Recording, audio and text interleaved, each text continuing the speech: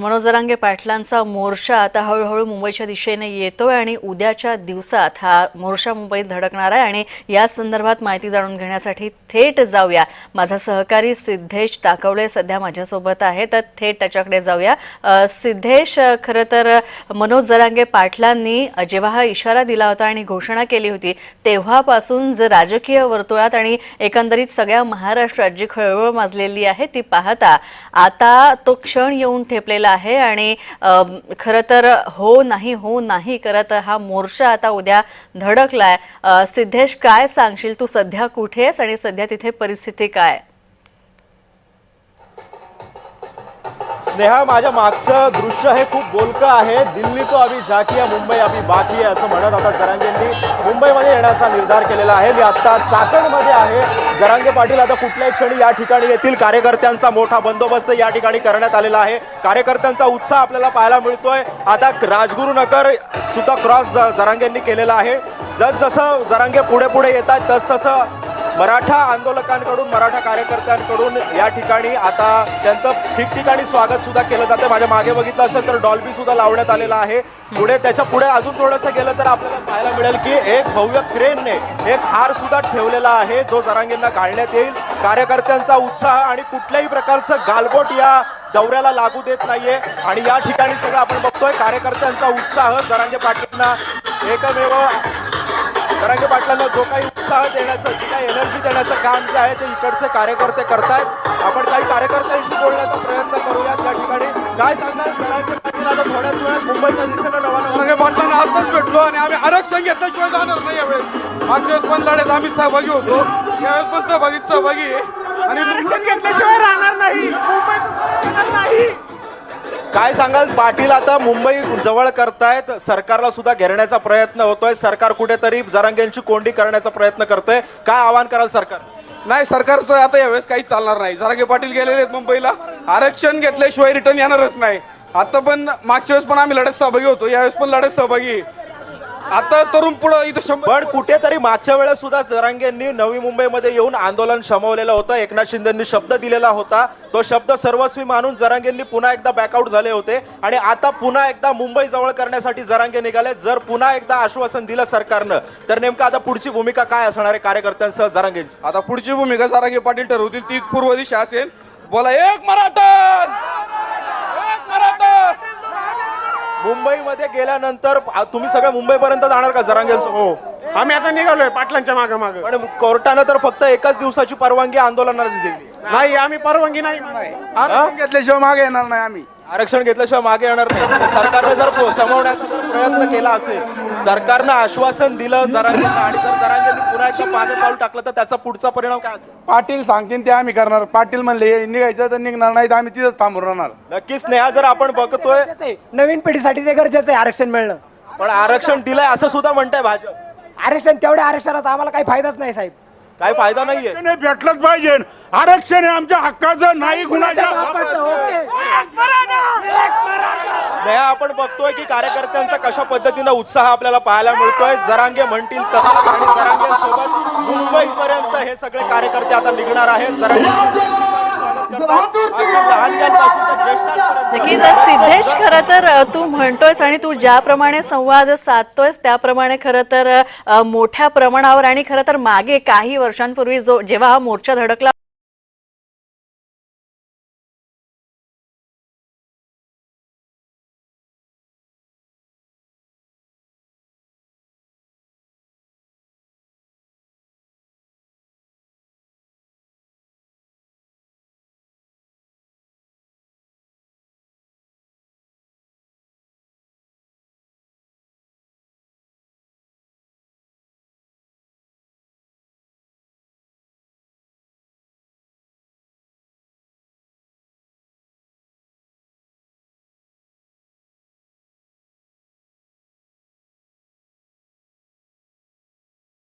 यामध्ये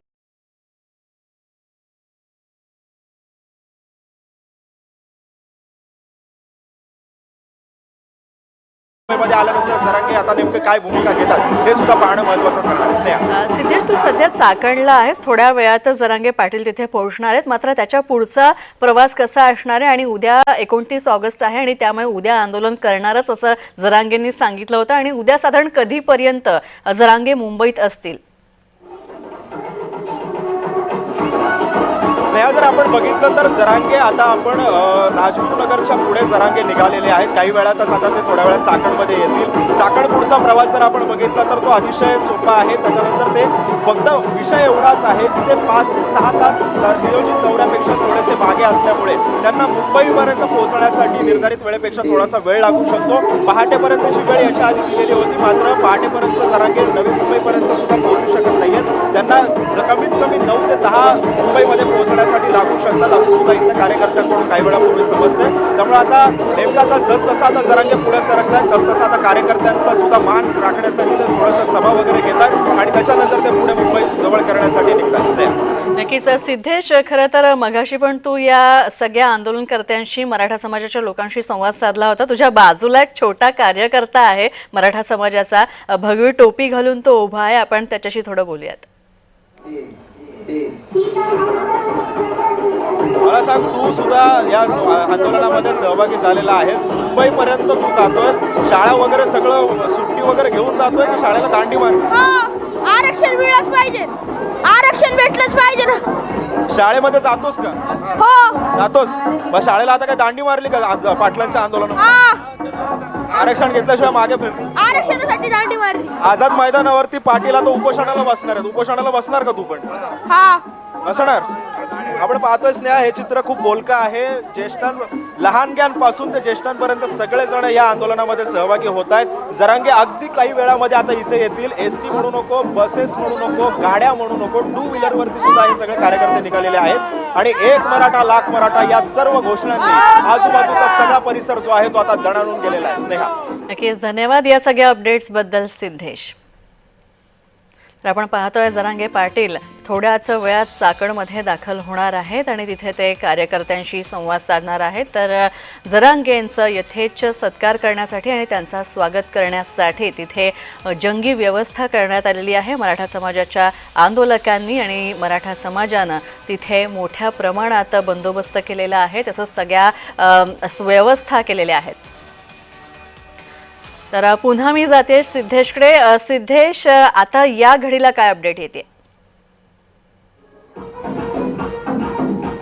स्नेहा, जर आपण बघितलं तर अगदी काही वेळामध्ये जरांगे पाटील आता इथून येतील. थोडासा काही प्रमाणामध्ये रस्ता छोटा असल्यामुळे काहीसा वाहतुकीवरती परिणाम झाल्याचं पाहायला मिळतं. मात्र पोलिसांचं योग्य नियोजन या ठिकाणी पाहायला मिळतंय. सोबतच पोलिसांच्या खांद्याला खांदे लावून मराठा आंदोलक सुद्धा आता या ठिकाणी वाहतूक निवारण्यासाठी आता काम करतायत. वाहतूक कोंडी निर्माण होऊ नये यासाठी सुद्धा आता या ठिकाणी पावलं उचलली जातात. आपण जर काही वेळापूर्वीची दृश्य आपण कॅमेरामध्ये चित्रित करू शकलो नाही आहोत, परंतु ॲम्ब्युलन्सला सुद्धा इकडून मार्ग काढून देण्यासाठी मराठा कार्यकर्ते हे आता पुढे झालेले आहेत. पाण्याची सोय म्हणू नको, जेवणाची सोय म्हणू नको, अगदी कशाची कमतरता या आंदोलनामध्ये दिसत नाही आहे. प्रत्येक ठिकाणची प्रत्येक गोष्टीची पूर्तता जी आहे ती इथले कार्यकर्ते करताना पाहायला मिळतात. मराठा आंदोलक सुद्धा आपण पाहतोय कसा उत्साह जरांगेंच्या आंदोलनाला पाठिंबा देण्यासाठी आपण पाहतोय. इकडे जर आपण बघितलं तर या ठिकाणी सगळीकडे या डॉल्बीवरती प्रत्येक आंदोलक हा नाचतोय. जरांगे पाटलांच्या आंदोलनाला पाठिंबा देण्यासाठी प्रत्येक आंदोलक हा नाचतोय. हा जल्लोष आपण पाहतोय, आरक्षण घेण्याआधीचा हा जल्लोष आहे आणि त्याच पार्श्वभूमीवर आता जरांगे पाटील मुंबई जवळ करण्यासाठी निघालेले आहेत. स्नेहा, नक्कीच आणखी एक महत्त्वाची गोष्ट सिद्धेश, खरं तर आपण बघतोय आणि आपण वेळोवेळी या सगळ्यातल्या अपडेट्स देतोय. खरं तर याच मराठा समाजाच्या कार्यकर्त्यांतर्फे आणि जरांगेंच्या समर्थकांतर्फे सगळ्या आंदोलनकर्त्यांची व्यवस्था, मग ती राहण्याची असो किंवा मग नाश्त्याची असो, रात्रीच्या जेवणाची असो, व्यवस्था करण्यात येते. हे नियोजन कसं आहे आपण जरा जाणून घेऊयात. जो मुद्दा उपस्थित केलेला आहे, नक्कीच जो आपण व्यवस्थेचा तो मुद्दा आता उपस्थित केलेला आपण कार्यकर्त्यांकडूनच जाणून घेऊयात. मला सांगा, मुंबईपर्यंत आता हे सगळे आंदोलक निघतात पाटलांसोबत, प्रत्येक ठिकाणी जरांगे पाटील थांबतात. जेवणाची कशी सोय आहे, कार्यकर्त्यांची पाण्याची वगैरे सगळ्याची सोय कशी पद्धतीने केली जाते? सकाळी आता मी सकाळी 6 वाजल्यापासून इथं चहा पाणी नाश्ता सकाळी 6 वाजल्यापासून गाड्या चालू झाल्यामुळे आम्ही सकाळी इथं सोय केलेली. आमचे कार्यकर्ते आहेत, आमचे भैरवनाथ मोटरे, आमचे चाकण गाव आहे, रोखल गाव आहे, चाकणचे कार्यकर्ते सगळ्यांनी सकाळपासून इथं पिण्याची उत्तम पाण्याची सोय केलेली बघा.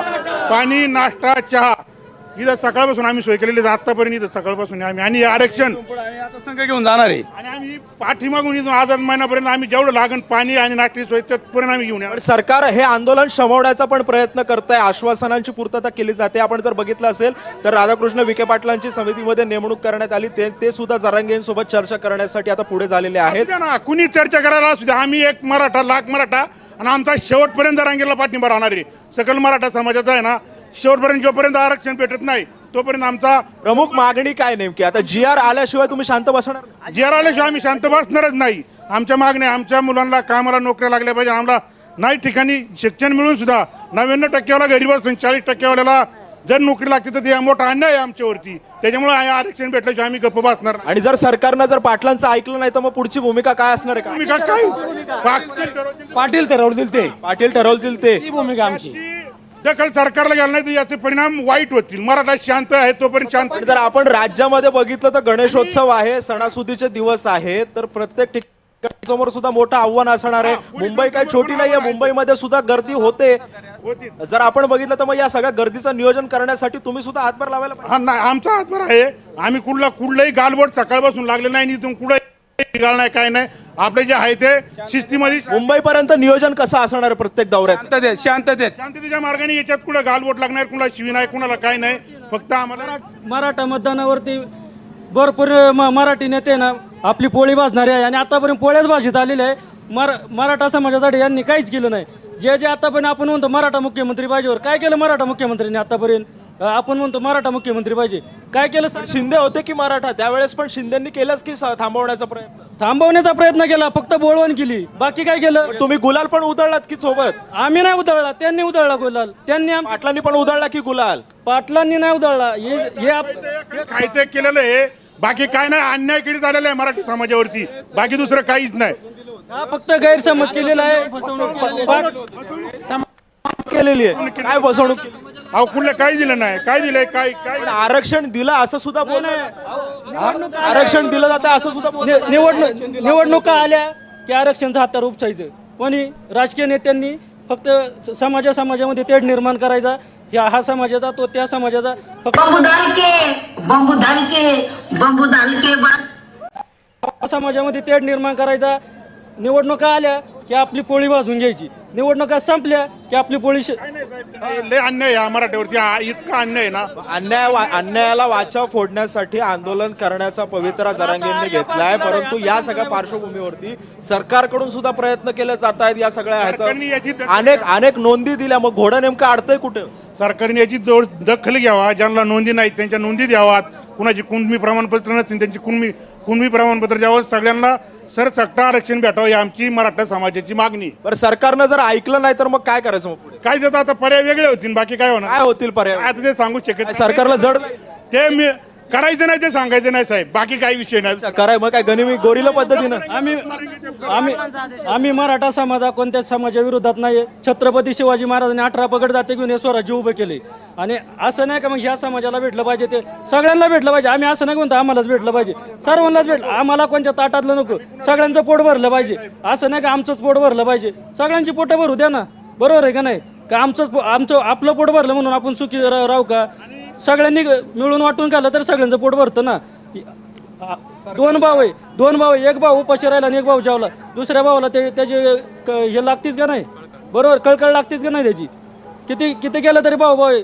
मग आता एवढं तुम्ही पोट तिडकीनं बोलताय, एवढं तुम्ही सरकारसमोर पण सगळ्या गोष्टी मांडल्या, पण सरकार का ऐकत नाहीये तुमचं? सरकारला कळलं पाहिजे ना, काय ऐकत नाही सरकारला. देवेंद्र फडणवीसला कळलं पाहिजे नाही.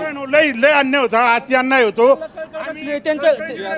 त्यांच्या घरात 4 दाराने येत असतं, आमच्या घरात एकच दाराने येतं. आम्ही कष्टकरी शेतकरी, आम्ही कष्टकरी, तेव्हा आमच्या याच्यामध्ये पिकतं. त्यांना काय त्यांच्या घरात कोणतरी नगरसेवक, कोणतरी खासदार, कोणतरी आमदार, कोणतरी मंत्री असतो. एक पाडला तर 2 तरी निवडून येतात. इकडून नाही तिकडनं चालू राहतं त्यांचं. आपलं काय चालू राहतं? आम्ही जेव्हा शेतात कष्ट करीन तेव्हाच आमचं चालू राहतं, तेव्हा आमचं पोट भरतं, तेव्हा आमची बायका पोरं, आमचं कुटुंब चालतं. त्यांना काय ते मस्त AC मध्ये बसून नाही सरकारला आहे ना काही टेन्शन नाही, येशीत बसतात मस्त त्यांचं खाणं पिणं व्यवस्थित असते. पण आमच्या काय भूमिका आहेत गोरगरीब जनतेच्या, या काय भूमिका त्या जरा समजून घ्या ना. तुमच्या घरातले एक मिनिट ऐका साहेब, तुम्ही तो तुमच्याच घरातली माणसं आहेत, तो तुम्ही नेते आणि तुम्हाला जर हे आरक्षण नसेल तर तुम्ही काय करणार आहे, असं जरा थोडी भूमिका घ्या अंतकरणापासून. एवढी आमची विनंती आहे, बाकी काही दुसरी विनंती नाही. आणि आम्हाला आरक्षण मिळावा. तुमच्या मीडियाला सुद्धा आमची विनंती आहे, जेवढं उचलून धरीन मीडियावाले तेवढा आम्हाला फायदा होईल, बाकी दुसरं काय होणार. सरकारनं ऐकलं नाही तर पुढची भूमिका काय? पाटील सांगतील ती भूमिका, पाटील बोलन तोच निर्णय आमचा ठाम. पाटील सांगतील ते. पाटील म्हणून शांतता शांत. आणि ऐका ना, तुम्ही मीडियावाले ना, तुम्ही जेवढं उचलून धरण ना तेवढं आम्हाला आहे ना साहेब, आरक्षण भेटेल, बाकी काय नाही. आपण पाहतोय की या कार्यकर्त्यांच्या ज्या काही भावना आहेत त्या प्रांजळपणे त्यांनी सगळ्या गोष्टी मांडल्या. सरकारनं आमचं म्हणणं ऐकावं. जर सरकारनं म्हणणं ऐकलं नाही तर मग या सगळ्या पार्श्वभूमीचे जे काही परिणाम होतील या आंदोलनाचे हे सगळे मोठे होतील असं सुद्धा आता सांगितलं जाते. त्यामुळे जरांगे पाटलांच्या पुढच्या भूमिकेकडे आता सध्या संपूर्ण राज्याचं लक्ष लागलेलं आहे. स्नेहा. नक्कीच धन्यवाद सिद्धेश या सगळ्या अपडेट्स बद्दल.